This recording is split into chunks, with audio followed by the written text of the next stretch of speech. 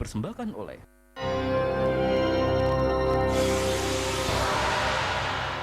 Tapi tadi menarik ya, karena mau dipentaskan, sudah pernah dicoba untuk di Solo, kemudian dirubah formatnya karena memang ternyata nggak cocok. Bukan hanya formatnya, seluruh konsepnya. Seluruh konsepnya, total ini. Total.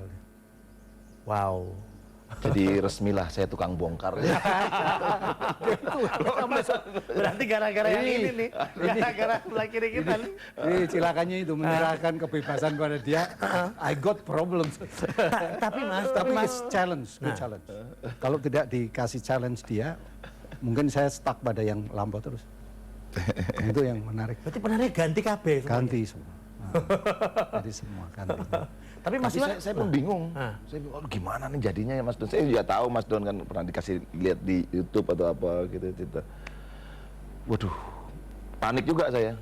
Tapi karena saya panik saya nggak berani ngubungin dia, nggak berani. Saya udah pasrah aja. tapi Udah. emang mau ke Solo rencana katanya? Pengen gitu, cuma untungnya jadwalnya nggak ada. Barusan saya tanya Mas Don, Mas, oh, saya pengen ke Solo. Bagus kamu kalau ke Solo, jangan katanya. Itu makin kacau lagi yang Tapi memang akhirnya setelah kolaborasi ini ya, kita sebut apa?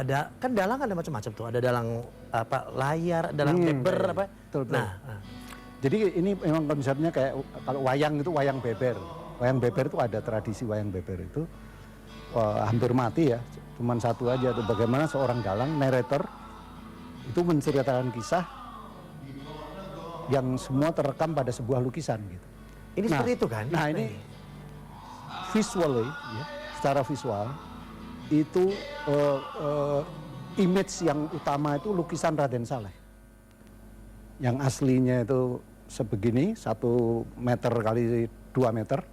Saya besarin menjadi 14 meter kali 7 meter. Ya, harus dipesan di sana ya. Wah, sebesar panggungnya harus itu. Karena saya mau memakai tradisi bagaimana orang melukis kejadian sejarah dalam lukisan, tradisi Eropa. Ya. Nah, Raden Saleh itu belajar di Eropa. Kalau kamu pergi ke Louvre, itu Napoleon ditangkap atau ada peristiwa historis itu di dalam lukisan yang besar-besar. Nah, tradisi ini cocok banget ketika malah musiknya Iwan juga gitu. Tapi memindahkan nih babatnya di Ponorogo ini ke musiknya Sor Iwan Fals. Syairnya. Iya, Mas. Anehnya, orang pasti akan tidak percaya bahwa itu lirik itu sudah dituliskan 200 tahun yang lalu. Karena ketika itu diciptakan musiknya oleh Iwan, dinyanyikan oleh Fuad, itu seperti itu bicara masa kini. Atau masa depan, bukan masa lampau. Jadi saya pernah punya pikiran, suatu saat saya pengen main di dalam lukisan. Ingin sekali saya main di dalam lukisan. Jadi kalau lagi ngelukis itu kan... Klik ya? Saya ingin, lo tiba-tiba saya ngomong, Mas Don ngasih peran seperti itu, dan kemarin saya ke teater itu, luas, lihat ada lukisan besar seperti itu, melihat, saya seperti, gak ulu hati, gitu. Saya diminta ngomong, setelah latihan mereka selesai, saya nggak bisa ngomong apa, saya bilang, aduh saya pengen nangis ini, saya bilang gitu. Saya cuma dapetin bener-bener ininya. Saya cuman bilang gitu sama Mas Don, wah aku berbes milih nih, saya pengen nangis nih, lihat. Jadi keinginan saya tadi itu bermain di dalam lukisan itu terjawab di Penogoro.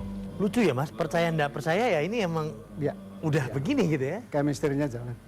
Saya dengar dengan pemain lainnya lagi, Happy Salma juga begitu. Percaya saya chemistry-nya tiba-tiba ada. Iya, ya. Karena aku kan juga tentu saja siapa pasti tahu kan Happy Salma dan Happy mana ya? Nggak datangin juga di sini Happy. Harus datang. Mana dia? Hey,